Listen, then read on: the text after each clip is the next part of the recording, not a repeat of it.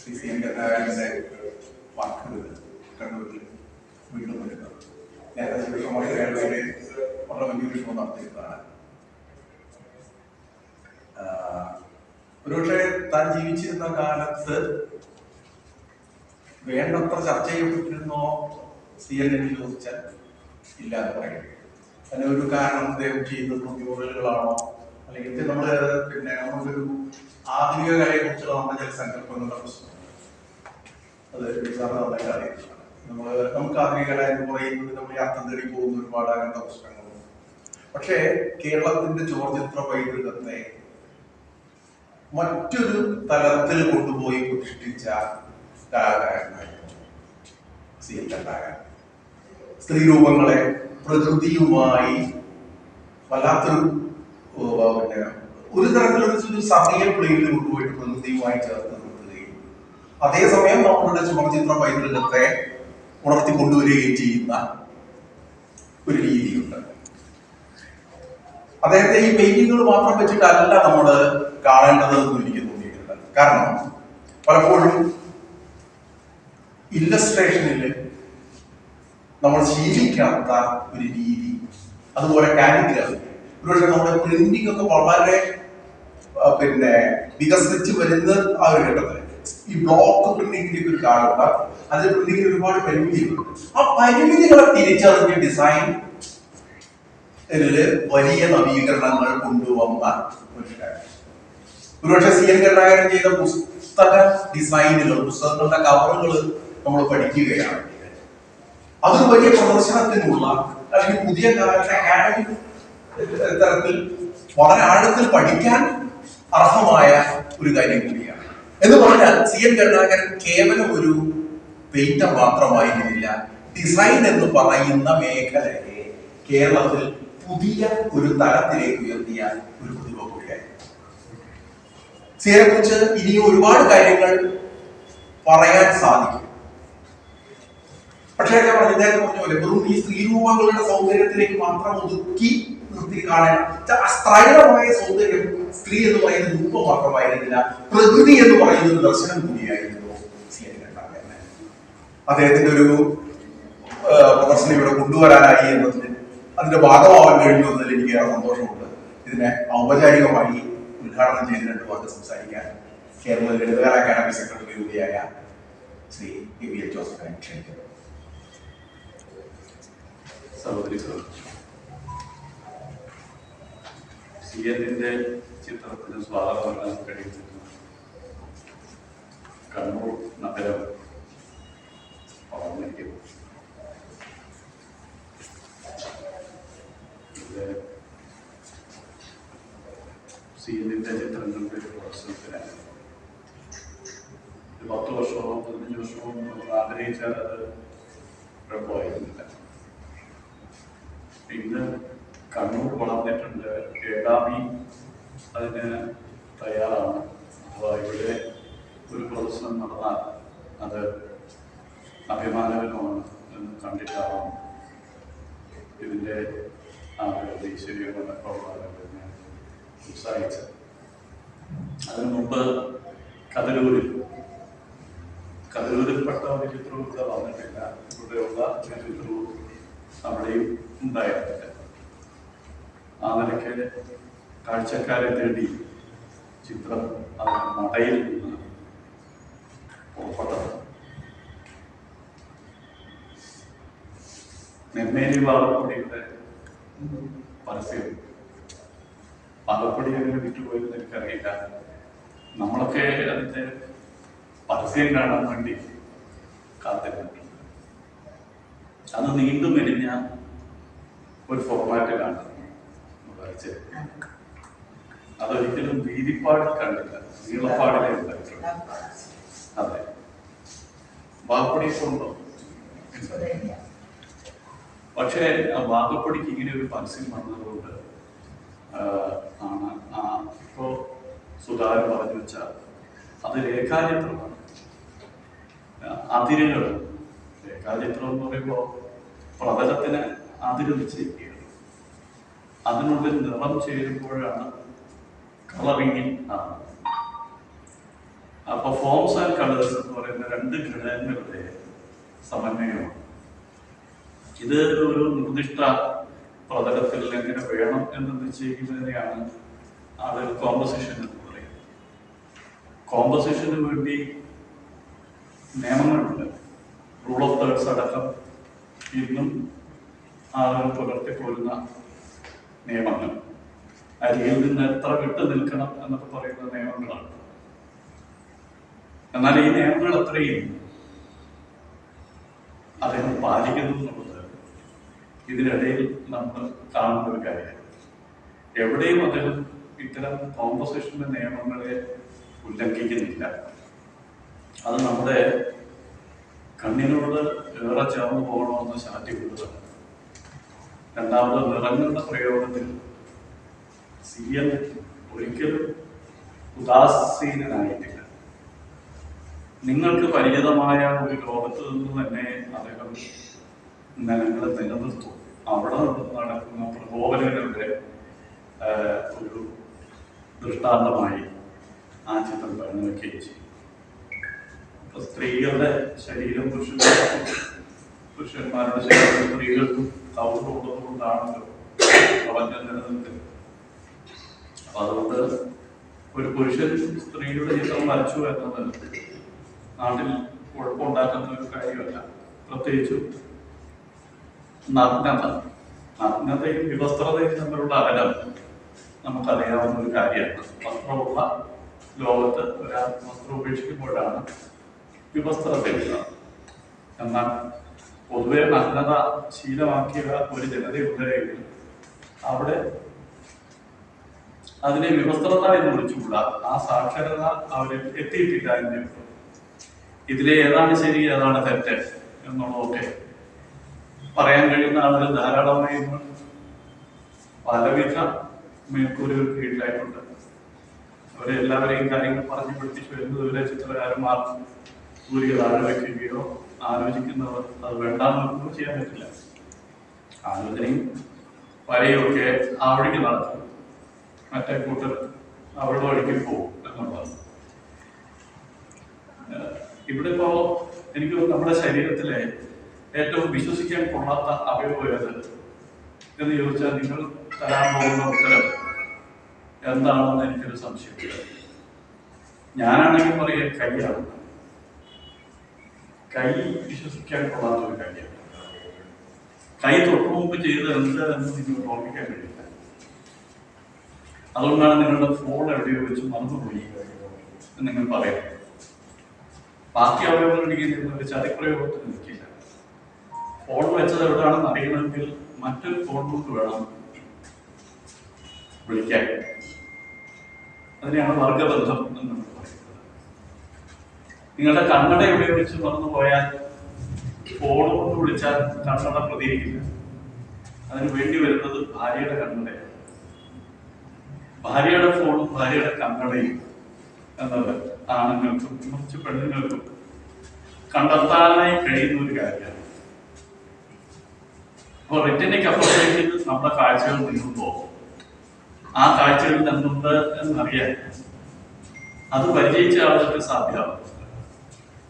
ഈ വർഗബന്ധം എന്ന് പറയുന്നത് ഒരു കാവല്ല, ഒരു അലങ്കാരവുമില്ല, നാട്ടിലെ ഒരു നടപ്പ് രീതിയാണ്. കൈകൾ എങ്ങനെയാണ് സിയൻ വരച്ചാൽ എന്നത് വെറുതെ ഒരു കൈയിൽ നോക്കിയതുകൊണ്ടായില്ല. കൈകളുടെ തുടർച്ചയുണ്ട്. അത് പരസ്പരം ബന്ധിപ്പിക്കുന്ന ഒരു നേർരേഖ ദൃശ്യമല്ലാതെ അവയുടെ ഇടയിലൂടെ കടന്നു പോകുന്നുണ്ട്. അതിന്റെ ചലന സ്വഭാവത്തിൽ നൃത്തമുണ്ട്. ലാസ്യം എന്ന് വിളിക്കാവുന്ന നൃത്തം തന്നെ അതിൽ കടന്നു വരുന്നുണ്ട്. അപ്പൊ ഈ ലാസ്യം എന്ന് പറയുന്നത് പുരോഗമനപരമായി തീരുമാനിക്കുന്ന സംശയം ഏതായാലും ഇക്കാലത്ത് അധികം പറഞ്ഞു കേൾക്കുന്നില്ല. ഒരു അളവ് പറയുവാനും നമുക്കഥ അങ്ങനെ പറയുന്നതുകൊണ്ടോ രണ്ട് മനുഷ്യന്റെ ശരീരത്തിലേക്ക് പ്രകൃതി എന്ന സുധാരണം പറഞ്ഞിട്ടുണ്ട്. തിരിച്ചു വരും. ശരീരം വിട്ട് പ്രകൃതി എവിടെയാണ് ഒഴിഞ്ഞു പോകുന്നത്? പ്രകൃതി എപ്പോഴാണ് ശരീരത്തിനുള്ളിലേക്ക് പ്രവേശിക്കുന്നത്? അത് സ്വീയം എന്ന് പറയുന്ന ഒരു ഒരു ജഡ്ജ് എന്നാണ് പറയുന്നത്. Painting is nothing but judgement എന്ന് പറയാൻ എനിക്ക് ചിത്രത്തെ കുറിച്ച് തോന്നുന്നുണ്ട്. പക്ഷെ അത് ഉപയോഗിക്കുന്നുണ്ടെന്ന് നിങ്ങൾക്ക് ബോധ്യം തരാൻ, പിടി തരാൻ തയ്യാറാവാത്ത വിധത്തിൽ അദ്ദേഹത്തിൻ്റെ രചനാ രീതി അല്പം ഒളിവിലേക്ക് നിങ്ങളെയും കാണാൻ പോകുന്നുണ്ട്. അദ്ദേഹം പ്രകൃതിയുടെ രഹസ്യങ്ങളിലൂടെ നിങ്ങളുടെ വിരൽ പിടിച്ച്, കൈവിരൽ പിടിച്ച് നടക്കുന്നുണ്ട് ഇപ്പോഴും. അതുകൊണ്ട് ഒരു അമരത്വം അദ്ദേഹത്തിൻ്റെ ചിത്രത്തിന് മാത്രമല്ല, ആ വ്യക്തിക്ക് നമ്മൾ കാണേണ്ടതായിട്ട്. ഒരു മ്യൂസിയത്തിലേക്ക് നിന്ന് പ്രവേശിച്ച് തിരിച്ചു വരാനായി വേണ്ടി വരുന്ന സമയം എത്രയെന്ന് ചോദിക്കുന്നു. ഓരോ മ്യൂസിയത്തിനും മാത്രമല്ല, കാർഫി മ്യൂസിയത്തിൽ കയറിയാൽ ഒരാഴ്ചയാണ് തിരിച്ചിറങ്ങി വരാൻ വേണ്ടി വരുന്നത്. ഒരു ദിവസം കൊണ്ട് തിരിച്ചിറങ്ങി വരുവാണ്. വത്തിക്കാൻ മ്യൂസിയത്തിൽ വേണ്ടി വരുന്നത് 6 ദിവസമാണ്. 6 ദിവസമെങ്കിലും നിങ്ങൾ ചെലവിട്ടിട്ടില്ലെങ്കിൽ പറ്റില്ല. പക്ഷെ 40 euro കൊടുത്ത് ഓരോ ദിവസവും കയറാൻ നിങ്ങൾക്ക് പ്രയാസമായതുകൊണ്ട് 6 കൂടി ഒന്നാക്കി ചുരുക്കുകയാണ്. ഓരോ കലാകാരന്റെയും കൈപിടിച്ച് നടക്കാനായി കഴിയുന്ന സമയത്തെ കുറിച്ചാണ് പറയുന്നത്. അവർ വിളിക്കുന്ന വഴികളിലൂടെ നടക്കാൻ കഴിയുന്നത്. ഈ ഒരു ദിവസം കണ്ണൂർക്കാരെ വിരൽ പിടിച്ച് നടത്തുന്നതിന് വേണ്ടി തുടങ്ങുന്ന പ്രദർശനം. ഇത് പത്രം എങ്ങനെ കൊടുക്കും? അതൊരു കാര്യമാണ്. നമ്മുടെ കലാകാരന്മാരും കലാകാരികളും ഈ വിവരം ഒരു വെടി പോലെ കേട്ട് ഓടിയെത്തുന്നത് അതൊരു കാര്യമാണ്. പിന്നെ ധനികർ എന്തൊക്കെ വാങ്ങുമെന്ന് നമുക്ക് പറയാൻ കഴിയില്ല. ഒരു കാര്യം എനിക്ക് തോന്നിയത്, കുരുമുളക് ക്രമപ്പെട്ടെങ്കിൽ ഇവിടെ നമ്മൾ തെരുതീർക്കുകയല്ല ചെയ്യുന്നത്. ലോകമാസകർ വാങ്ങാനായി ഇവിടെ വരി നിൽക്കുകയാണ് ചെയ്യുന്നത്. ഇവിടെ നിന്ന് ഈ ചിത്രങ്ങളുടെ ദൃശ്യങ്ങൾ ലോകത്താകെ വ്യാപരിക്കണം. അത് ശരിയായ കൈകളിൽ വേണം എത്താൻ. അങ്ങനെയെങ്കിൽ കണ്ണൂരിലാരും വാങ്ങിയില്ലല്ലോ എന്ന് ദുഃഖിക്കുകയല്ല, ആശ്വസിക്കുകയാണ് വേണ്ടത്. ശരിയായ കൈകളിൽ എത്തുന്നതിന് കാരണമായി തീരുന്ന ഒരു പ്രദർശനമായി ഇത് വാങ്ങും. ഞാനിപ്പോൾ സംസാരിക്കുകയായിരുന്നു, ഇവിടെ ആളുകൾ എങ്ങനെയാണ് ചിത്രം വാങ്ങുന്നത്, അതൊരു പ്രശ്നമേ അല്ല. പ്രത്യേകിച്ച് കേരളത്തിന് കടലതിരായുള്ള കേരളം എങ്ങനെയാണോ അതിജീവിച്ചത് എന്നുള്ളതുപോലെ ആശയത്തിന് അതിര് കൽപ്പിക്കാത്ത കേരളം എങ്ങനെയാണ് അതിജീവിക്കാൻ പോകുന്നത് എന്നത് വേറെ തന്നെ ഒരു വെല്ലുവിളിയാണ്. ഇത് ഒരു ഗാഥ പ്രസംഗമായിട്ടൊന്നും കരുതരുത്. നമ്മളങ്ങനെ ആസൂത്രിതമായ പ്രസംഗം അല്ല ഇത്. ഇവിടെ ഇപ്പോൾ സുരേഷ് ശശിയൊക്കെ ആയിട്ട് എൻ്റെ ചിത്രം കണ്ടുകൊണ്ടിരിക്കുകയായിരുന്നു, സുധാകരനുണ്ടായിരുന്നു. അപ്പോൾ അന്നേരം അറിയാതെ നമ്മുടെ മനസ്സ് നമ്മളെ പിടിവിട്ട് ചിത്രങ്ങളിലൂടെ കടന്നു പോയിട്ടു.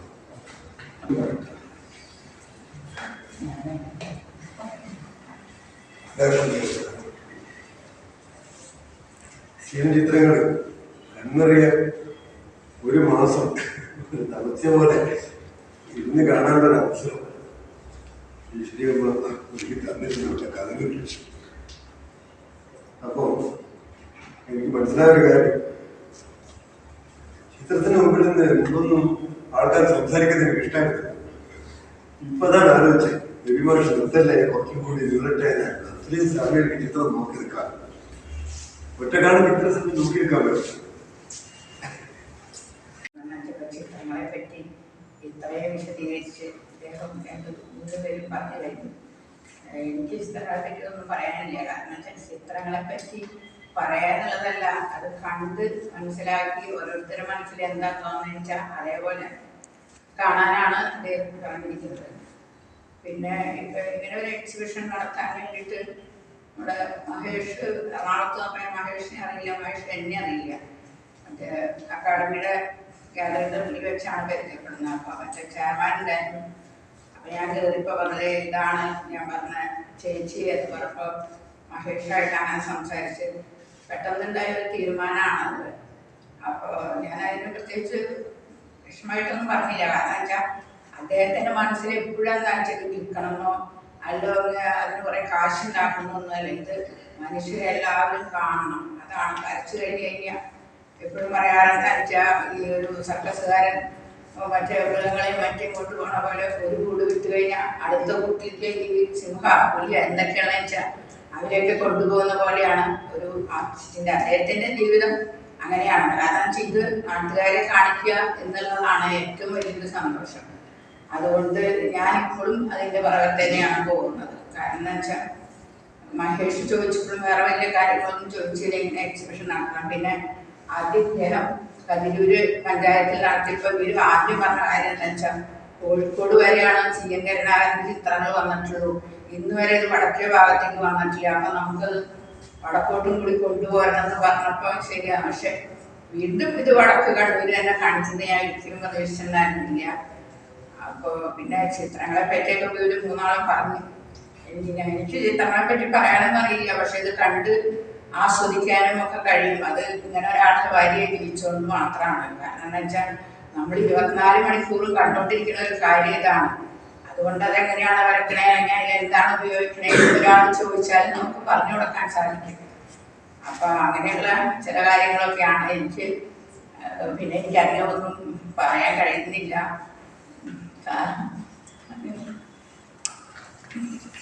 കാരണം എന്താ വെച്ചാൽ ചിത്രങ്ങളെ പറ്റി ഇത്രയും 3 ആളും പറഞ്ഞു. ഇതൊക്കെ എല്ലാവരും വിട്ടു, എല്ലാവർക്കും ഏകദേശം മനസ്സിലായി എന്താണ്. 43 വർഷം ഞാൻ അദ്ദേഹത്തിന്റെ കൂടെ ജീവിച്ചതുകൊണ്ട് എനിക്ക് കിട്ടിയൊരു ഭാഗ്യമാണ്. ഇതിന്റെ പുറകെ ഉണ്ടായിരുന്നതുകൊണ്ട് ഞാനൊരു വര പോലും വരക്കില്ല, ഞാനൊരു ചിത്രകാരിയല്ല. പക്ഷെ ഇതിന്റെ കൂടെ നടന്നുകൊണ്ട് എനിക്ക് കിട്ടിയൊരു ഭാഗ്യം ഇങ്ങനെ കുറെ ആൾക്കാരെ പരിചയപ്പെടാനും അവരോട് എന്ത് നമുക്ക് ചെന്നുമ്പോൾ ആയാലും. അടുത്ത കാലത്ത് ഞങ്ങൾ അധികം കണ്ടിട്ടില്ല, പരിചയപ്പെട്ടിട്ടുണ്ട്. ചെയർമാനായി വന്നതിന് ശേഷമാണ്. എന്നാൽ പോലും അദ്ദേഹത്തിനെ അറിയുന്നതുകൊണ്ട് നമ്മൾ പറഞ്ഞാലും നമ്മളെ മനസ്സിലാവും. അങ്ങനെ ഒരു ഭാഗ്യം എനിക്ക് കിട്ടിയിട്ടുണ്ട്. അപ്പൊ ഇത് മഹേഷ് എന്തായാലും നന്നായി നടത്തട്ടെ. മഹേഷിന്റെ ഒരു ആഗ്രഹമായിരുന്നു. കുറേ ദിവസങ്ങളായി എപ്പോഴും ഫോൺ ചെയ്യലാണ്, ചേച്ചി നമുക്ക് അത് അങ്ങനെ ചെയ്യാം ഇങ്ങനെ ചെയ്യാം എന്ന് പറഞ്ഞിട്ട് ഞാൻ മഹേഷിനെ വിട്ടു കൊടുത്തു. മഹേഷിന് 11 വർഷം ഗാലറി നടത്തിയിരുന്നാണ്. അപ്പൊ അന്നേ അദ്ദേഹത്തിന് പരിചയം ഉണ്ടെന്നാ പറയുന്നത്, സംസാരിച്ചിട്ടുണ്ട് എന്ന് പറഞ്ഞു. അപ്പൊ അത് എനിക്കൊരു സന്തോഷമായി. പിന്നെ എന്താ പറയണ്ടേ, പറയണം പ്രത്യേകിച്ചൊന്നുമില്ല. എല്ലാവരും ചിത്രങ്ങൾ കാണാൻ ആസ്വദിക്കുക. പിന്നെ എന്തൊക്കെ അഭിപ്രായങ്ങൾ പറയുകയാണെങ്കിൽ പറയാം. അത് എന്നോടല്ല, മഹേഷിനോട് പറയുക. ഒരു ബുക്ക് വെച്ചിട്ടുണ്ടെങ്കിൽ അതിൽ എഴുതാൻ പറ്റും, പറയാൻ പറ്റാത്തൊക്കെ എഴുതി സമർപ്പിക്കാവുന്നതാണ്. ഇത്രയൊക്കെ തന്നെ എനിക്ക് പറയാൻ, വേറൊന്നും പറയാനില്ല. എല്ലാവരും കഴിയുന്നത്ര ആൾക്കാർ ഇവിടെ വരാത്തവർ വന്ന് ചിത്രങ്ങൾ കാണട്ടെ, അത്ര തന്നെ പറയാനുള്ളൂ.